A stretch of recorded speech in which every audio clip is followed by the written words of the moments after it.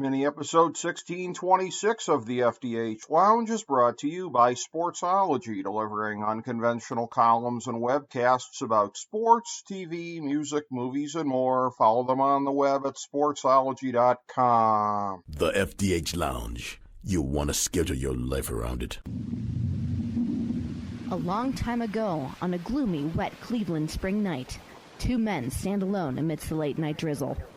Their voices echo across the vacant station parking lot as they debate the merits of the great American radio show that have been missing for far too long. On that night, an idea was born. That idea became the FDH Lounge.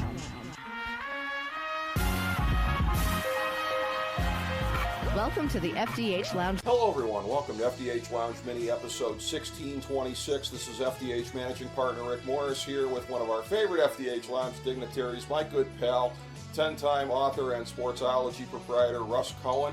Of course, we recently did our Stanley Cup final preview as well as a Stanley Cup playoffs preview a couple of weeks ago here. We are here to bookend both of those now that the playoffs and the final are done. Vegas winning in 5 over Florida, and of course Russ and I correctly predicting that Vegas would win the Stanley Cup, and both of us predicting that Jonathan Marchessault would be the Conn Smythe Trophy winner. And again, a series that had a lot of memorable moments to it here. Not the most memorable of Stanley Cup finals all throughout necessarily with the action. It only went 5 games. Some of the games, like the last one, not particularly competitive, but a lot of memorable moments along the way, and Russ, it had to be memorable for you being out in Las Vegas for the beginning of the series. Yeah, it was. I had a real good feel for the town. I have a cousin out there, so he was telling me, and I attended like all the other availabilities that you have, pre-game, off day, that kind of stuff, and it really, once you're in the locker room with a team, you kind of get a feel for it. So I knew they were a tight group, the Vegas group. And, yeah, I don't think the Marchessault pick was that crazy, but I know everybody loves Jack Eichel now again, and sure. He had the most points, and I get it, and Stone did really well. But just, I saw early on that even before the Cup that Marchessault was scoring some really important goals. So I just figured he was going to stay hot. And he did, because I know what kind of player he is, and that is the kind of player he is. Was impressed by the team for sure. Aiden Hill, just, best run of his life. I don't think he's in a different category now as a goalie. I just think he went on a little run, and that's fine. But the team was really good. It was one of the only teams that I could tell you in recent memory that only had one drafted player. And that's odd. Mm-hmm. And that's just because of all the deals they've had to make along the way. So, yeah, all that said, they had some of the originals. I don't like calling them the misfits, but people do. So sure. I never wrote it. I just didn't like it. Like I understood why all of us said at the beginning, hey, it's an expansion team. We don't expect it to win. And it started winning, and we were all kind of freaked out by it. But I still don't want to call players misfits, even if it's in the nicest possible way. So I just don't use the terminology. Sure. Well, and I will say, a professional colleague of mine who lives out there and who was very impressed that we had predicted correctly who was going to win and that Marchessault was going to be the Conn Smythe Trophy winner, reminded me of the whole thing here, too. And it's so hard to delineate how these off-ice things can necessarily happen. But, I mean, in the very formative days, literally the formative days of this franchise on the ice is when you had that tragic massacre out there. I think it was October 1st, 2017. And the way that this team was sort of bonded to the community's heart right off the bat with its response on and off the ice to the community. So there are things that can kind of take things to another level sometimes here too. I mean, I have always felt like, and I would guess that you would feel the same way, that 98 Red Wings team coming off of the limo accident the previous year and playing for Vladdy and the other two guys. I mean, there are just things that drive teams sometimes that are just above and beyond. And what my coworker had told me about, that mood in Vegas and everything like that, the way it carried over the first year, and then sometimes success begets success, Russ. You get off to that start the first year, and they've kept this run going for 6 years now. Yeah, except they didn't make the playoffs last year, right? And that was something that sort of interrupted it. Close. But yeah, I think they really are that town's team. and that's the biggest deal. Like the Raiders aren't, and part of it's because they came from somewhere else. Right. So same thing's going to happen with the A's. You know, people sell out the Raiders games. I don't know if they're going to sell out the A's games, only because that's an awful lot of games.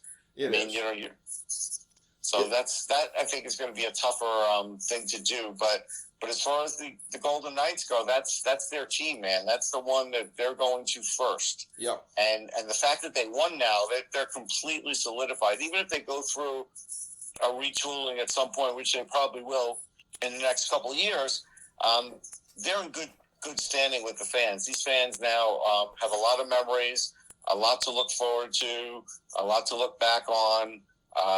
Just a giant party at these games, and they really enjoy it. Now, the one thing, and I was taught this when I was out there, and it's true, you know, those players have never been booed by these fans. Yeah. I don't know if that will continue, like, in the next 5 years, or maybe they will just be Cardinals fans and they just never boo their team. It's possible. It's possible. It is entirely possible. But when you look at it here, in terms of, by the way, motivationally as well, Marchessault, when you look at where he came from prior to the Knights here, any extra impetus for him? I mean, you wouldn't think it would be necessary. You got a chance to play for the Cup, finish the job they couldn't finish in 2018. But a little something extra there for him finishing against the Panthers? Yeah, oh yeah. I mean, there's always motivation. And it's funny, for Game 2, I had a chance we got kicked out of our area where we were in the building. We were like out in a tent, and we had to go back inside, and guys were playing soccer as they normally do. So I had to go in a different entrance, and I was going in with like Marchessault's family, and you know, and I could see the kids and the wife, and I think the mother was there, and you know, they're all getting ready to watch their guy play, and you know, and I had a good feeling about it for them, and so it was kind of cool. And he was a former Ranger, as you know. He didn't really play much with them. He was more a Hartford guy, but right. You know, a lot of teams passed on him, and I did like him. I did think there was some talent there, but it's just he never got a chance. So yeah, I think Florida's one of those teams, but there's a few others. Yeah, and looking at it here too, looking at Pietrangelo getting a second cup under these circumstances here, it's kind of funny because you know you've had these teams the last couple of years, the teams that had won between St. Louis and Vegas. They're kind of the if you will, kind of like, I use the term wallpaper, sort of the wallpaper bookends. But Tampa Bay and Colorado certainly more splashy and spectacular seeming in the talent on the roster there, and it's just kind of like, I know they're not going to trade Pietrangelo, but I'm at a loss right now to think of, like, who would be that wallpaper team if he did get traded right now? Who's the team that's got, like, a lot of guys that a lot of people sleep on, and maybe they don't have quite the high-end talent? I mean, I know Vegas has got Eichel, but outside of that, nobody that's, like, high-end. I can't think of any other team in the league right now that's like that. If they traded for Pietrangelo tomorrow, he could fit in and be the third straight wallpaper cup that he wins. Maybe Edmonton? Aren't they sort of the opposite of what I'm talking? I mean, that's very flashy talent they have, though. It's flashy talent, but they do need that guy. Sure. No, there's nobody with, like, not flashy talent that I can come up with. Right. No. I mean, Carolina, but I mean, they still got Aho. They still have a lot of talent. Yeah. There's nobody, like, really, like, in that kind of a way. No. Another observation that I had coming off of this here, and this was somewhat based on listening to Ryan Russillo. Him and Bill Simmons were breaking down about the Celtics and about, you have to think back. I mean, the Celtics first made the Eastern Conference playoffs in the finals in this run in 2017, and how long it's been trying to get over the hump, and that historically teams are not in a good shape to do that the way that Boston is trying to do it now. You look at the NHL, I looked at this here, teams that fit the criteria of what Vegas was coming off of in the previous 5 years, losing in the Cup final and losing in a conference final. It's only been done twice since 1982, but those times were Vegas, of course, and prior to that, Tampa Bay, who had lost in the Cup final in 2015 and then in the conference final in between in there. So if you're Dallas, which is the only team in the league right now that fits those criteria, you could either be despondent saying, oh, it's only been done twice in 40 years, or you could look at it and say, oh, it's been done twice in the last couple of years. Yeah, I guess you could look at it. And Dallas has been there each year, but then each year they kind of like just can't seem to put it all together. I don't know if they'll have the cap space to be able to make a move that is going to put them over the top without their core, which is, banged up and aging. Yes. Getting a little worse off. So I don't think it's the same for them. Yeah, probably not. And in looking at it here for the Knights, looking at their situation, again, it is a little bit of a different situation with the NHL than it is with the NBA landscape right now, because right now there are a number of us that are prepared to install Denver as a pretty prohibitive favorite heading into next year, because arguably, had their core been healthy the last couple of years, this could have been the three-peat season for them. You saw them at full health, and they bulldozed everybody. So even if they lose a player or two health-wise, they're probably still good enough to win it all. Versus Vegas, you look at it and it's like, oh, they're absolutely on a short list of teams that could win next year, but certainly not anybody that anybody would install as a prohibitive favorite, particularly when you consider the season that Boston is coming off of, albeit I think it's going to be very hard to replicate that. Colorado, and you might lose somebody to retirement. We don't know yet. Yes. And Colorado being the defending champion and looking strong before they had injuries.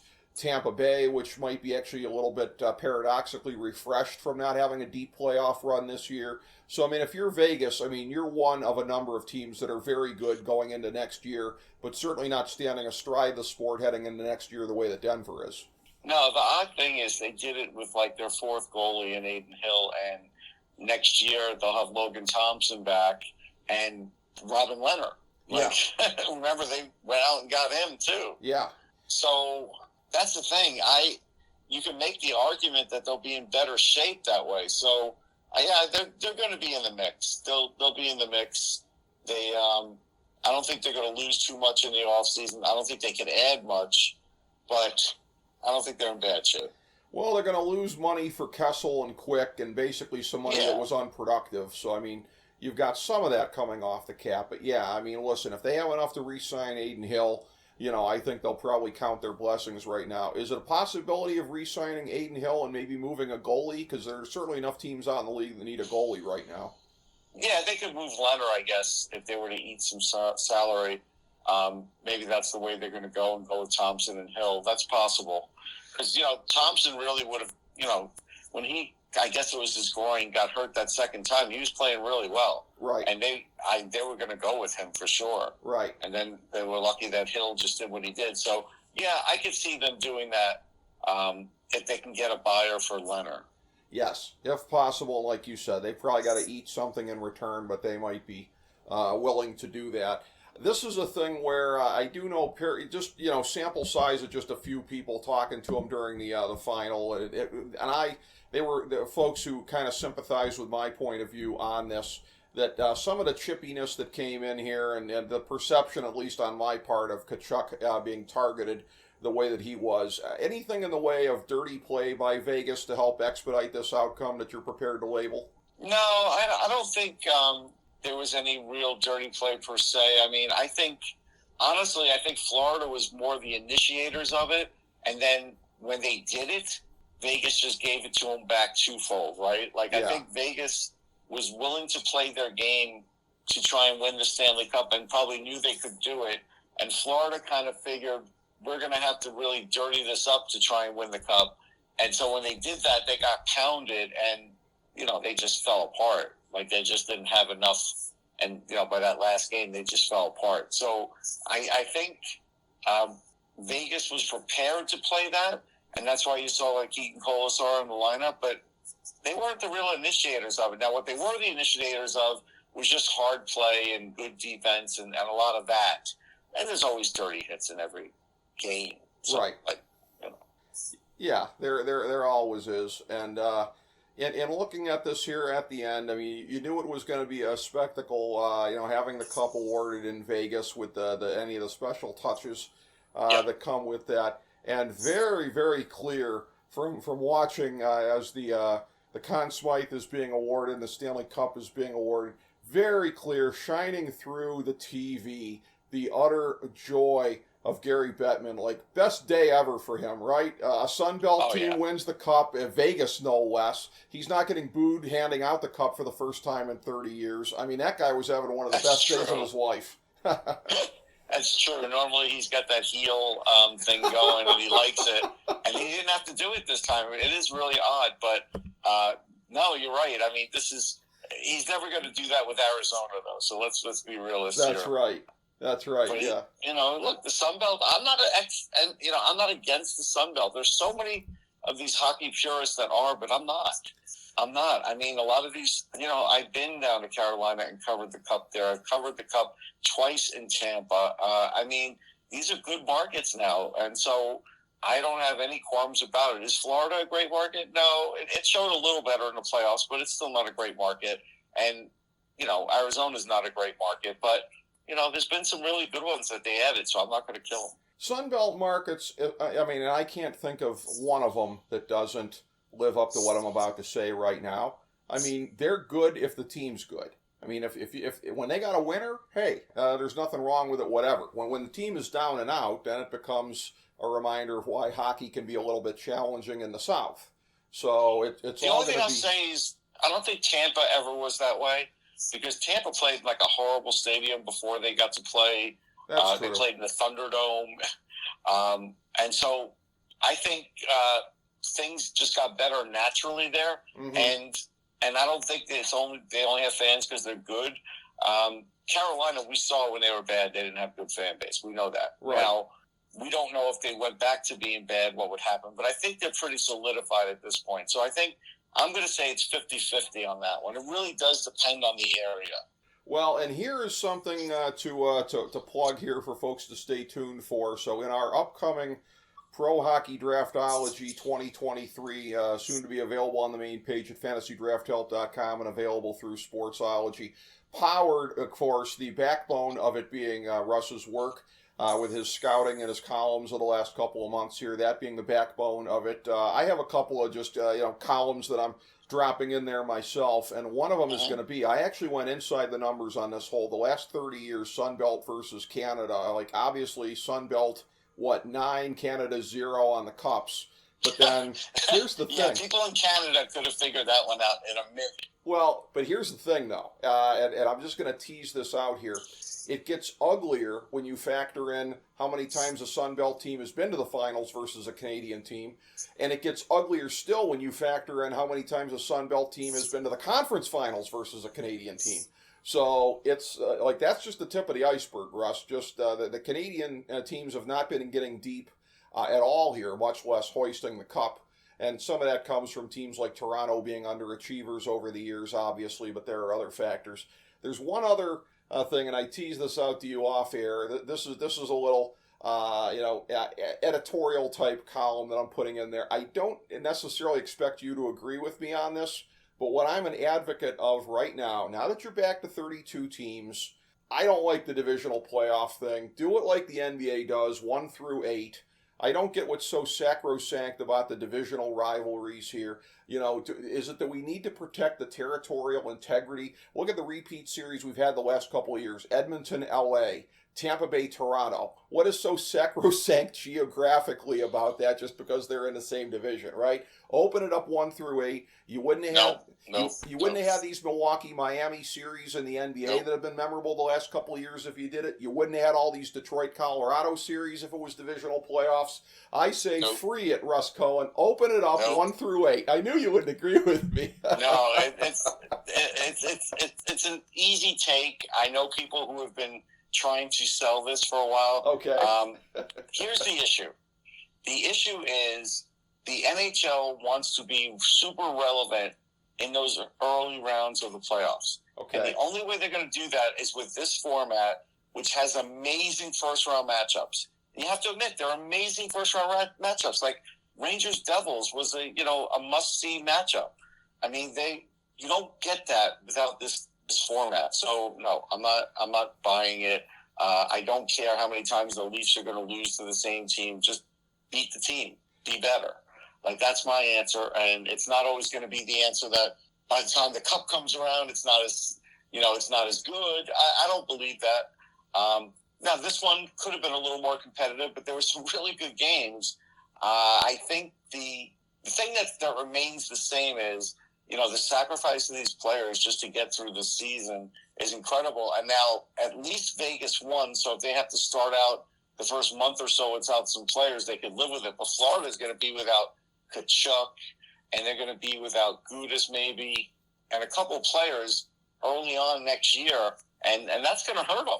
Like, that's, True. So no, I think leave it the way it is. You look too deep into this. Well, here's the thing, though, and I can't believe I'm saying this because you're the one that's the Ranger fan, but I think there's something wrong with the game when only the Rangers or the Devils are getting out of the first round. They both had excellent seasons here. I don't think it's fair to those teams to match them up in the first round. I think you always have divisions that are kind of lopsided and, as far as like, well, this team's only making it to the second round because they were in a weaker division.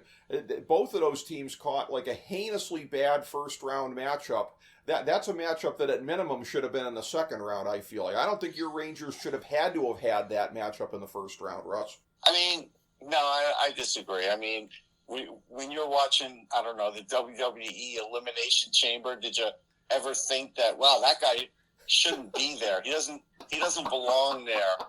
And boy, it's really unfair. Or like in the Royal Rumble, it's really unfair that this guy went first or this guy went, 15th, like it matters. Okay. Like, it's just, no, I don't think it matters. Well, I might be the wrong guy to mention that, too. I'm predominantly watching the other major promotion these days, Russ, because, as we know, Saturday night's all right for fighting, but I like that. Listen, I liked it. I'm getting into them a little bit more. Uh-huh. So, no, they're a good promotion. They're doing some good things. I think... watching their documentary, I have a little bit of respect for Tony Khan, at least on the wrestling level, not for the Jaguars, because they just stink. Oh, yeah. I mean, and he's stretching himself thin, in Fulham, running them over there as well. But it was, I know I've told the story on the show before, and I think with you, but like he was doing a media interview for AEW one time, and they wanted to talk Jaguars, and he just kind of blurted out something like, "I'm the guy that discovered James Robinson." I guess it was like his analytics, I guess, that like made him go after. He was on the Jets for 10 minutes last year too. So yeah, I was just like, it was very endearing to hear something like that. He just kind of blurted it out. But they were asking him about the Jags in the lead up to the Arthur Ashe show, which of course he wanted to talk about, and that was during the Urban Meyer stuff, which of course he didn't want to talk about. Both of which very understandable. They've had some bad times there, but they have. Maybe Indeed. Doug Peterson will help them out. Who knows? Yes, they're on the right track there, certainly. But in looking at it, I mean, one of the few things he's not weighed down by doing at this point is managing an NHL team that his dad owns. But give it time. I mean, they might get into that perhaps as well. But as far as it goes here, again, should be a very interesting landscape with the draft coming up July 1st. Not a ton of like big hitters on the market here.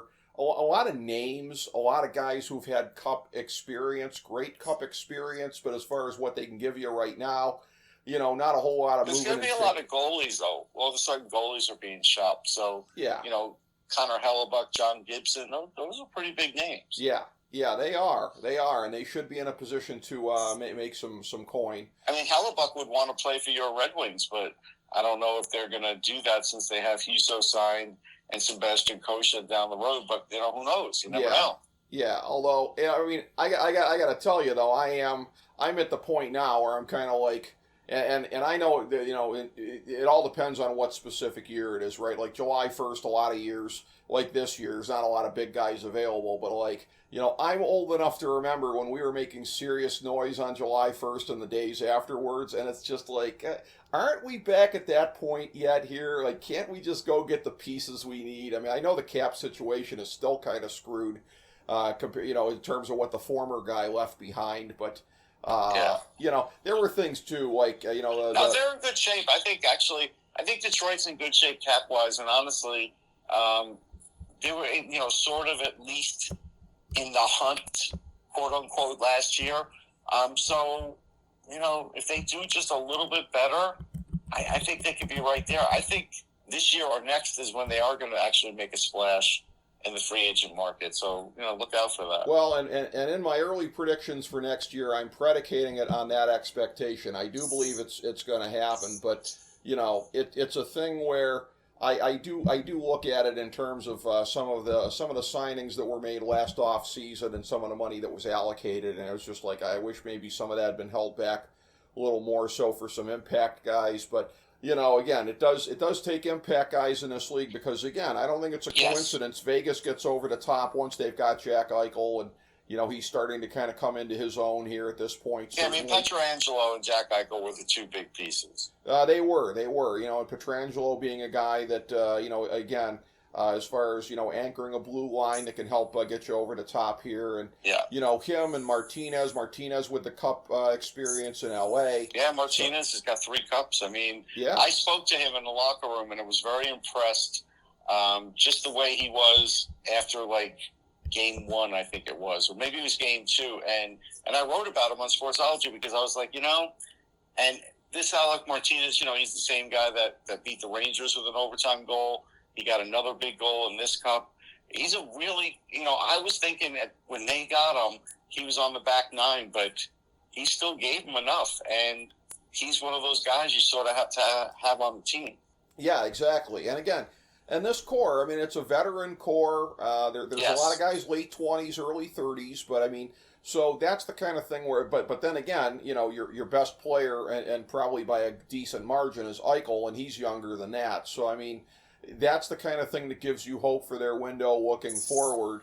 But again, over the course of, realistically, I mean, this is a team where, the next 2 or 3 years, I think, is where they're going to be looking to make their biggest impact because it's going to be hard to keep this thing going in a straight line past that.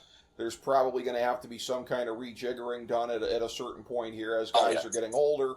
But I mean, again, they're in a nice window. They were able to fully take advantage of it here, and it's one of those things where, again, I said this when we were heading into the final as far as, wallpaper and everything like that. I mean, I am guilty as heck of underestimating them because I would have put Colorado, Edmonton, and Dallas ahead of them, in the Western Conference going into the playoffs here. And, Vegas ends up going through 2 of those 3 teams, Edmonton and Dallas, before catching Florida in the final. So even if anybody's looking at it like, well, they got the team with the 8th best record in the East, I don't want to hear any of that because they beat Edmonton. No. They beat Edmonton and Dallas to get there. You can't asterisk this thing in any way.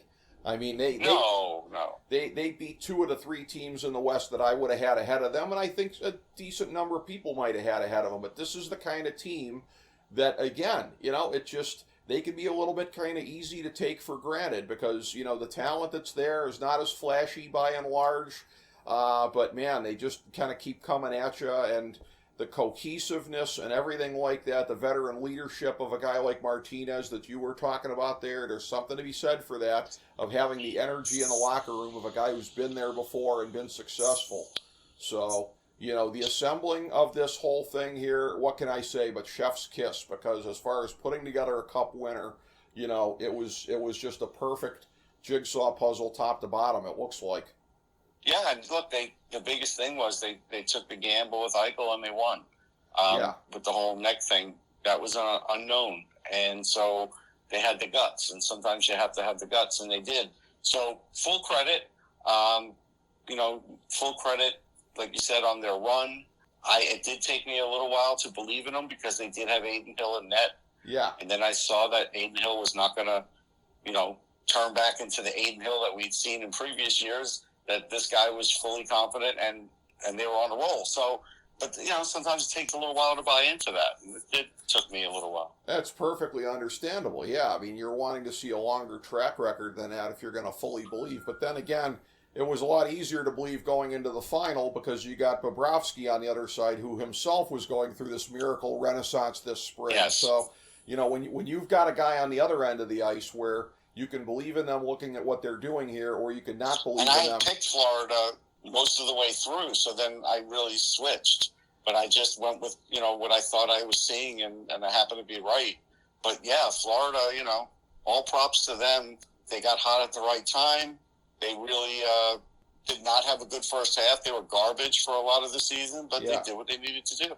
They figured it out. They put it together. They're going to be a force again next year. Again, we know this not just because they were the representative out of the Eastern Conference champions this past year, but how soon we forget President's Trophy winners a year ago and a big flop against Tampa Bay in the second round of the playoffs. So 2 years in a row, they have been pretty strong. They'll be back next year. And again, they're definitely on the upswing here. They're building around the right guy in Kachuk, and it's a thing where in Vegas here, I'm sure this would be more classic over analyzing to look at it this way, but Eichel and McDavid, are we going to start to get to kind of like no. Are we going to get to a dynamic here of Montana versus Marino? Is that coming up? You know? Yeah, it's not. Okay. I just think.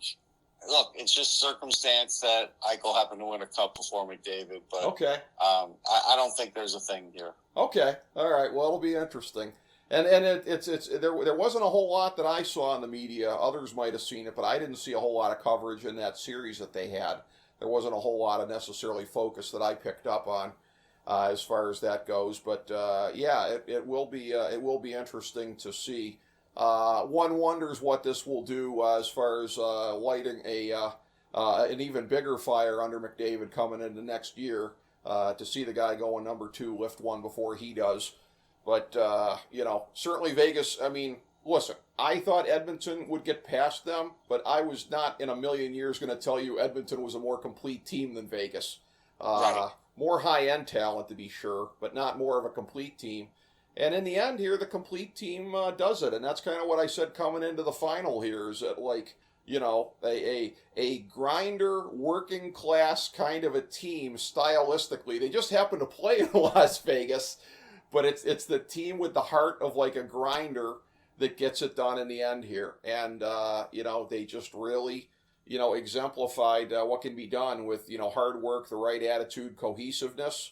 And, the most un-Vegas team stylistically that I can think of, but, man, the heart of a champion there to get this thing done in the end. Yeah, absolute heart of the champion. They had to go through a lot to do it. Very impressed. And we'll see, like next year, if they could, be this team again, wow, then you're talking in Tampa territory and everything else. But, I'm not going to look too far forward right now. Yeah, no, me neither. It's going to be interesting to see. We know both of these teams are going to be at least vaguely in the mix here next year. I think both of us, might have a pretty good degree of confidence that they would both be in at least the second round of the playoffs next year, but that's as far as I'm willing to go. So we shall see how it all plays out. But always is great breaking it down with you, my man, Russ Cohen. Thank you so much for being on here today to break it down. I'm glad you got a chance to get out there and enjoy the town and cover the first part of the series. Yeah, it was great. Always a pleasure to talk to you and, put the cap on a nice season, but I'm still busy with the draft. That's right. The draft stuff is going to be coming up. People need to keep monitoring Sportsology and catching your hits on NHL Network Radio to be able to catch that as it goes along here. So continue to check out my man's coverage there. And like I said, it is the backbone of Pro Hockey Draftology 2023, available this week through Sportsology and FantasyDraftHelp.com. Look for that by later in the week. Pro Hoops Draftology a little bit earlier in the week coming out. I just finished my mock draft there, Russ, so my head is still swimming from having done all of that. So I think I knew who to put number 1 in that one at least. So yeah, number 1's okay. It's easy. No, it got a little tougher after that. But it's a lot tougher, yeah. Oh, yeah, it definitely did. But anyways, yeah, thank you so much, Russ, and thank you, everybody, for checking out FDH Lounge Mini Episode 1626.